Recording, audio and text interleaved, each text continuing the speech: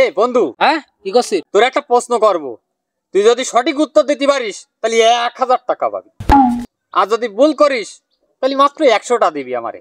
রাজি আছিস? শালা তো ধান্দাবাজ, সবসময় ধান্দাবাজি কথাবার্তা ছাড়া তো নেই। উল্টো পাল্টা কথা কবে না, সঠিক উত্তরও দেওয়া যাবে না, আবার ভুল উত্তরও দেওয়া যাবে না। তাও 1000 কি? ঠিক আছে, আচ্ছা ঠিক আছে, তাহলে কয়া, রাজি আমি। ও তুই রাজি? আচ্ছা ঠিক আছে, তাহলে প্রশ্নটা করেই ফেলি। গভীর রাত বাপ বাড়ি এসে ছেলেটারে ধরে সেই মারা মার দিলে, কারণ ও তো মাতাল ছিল।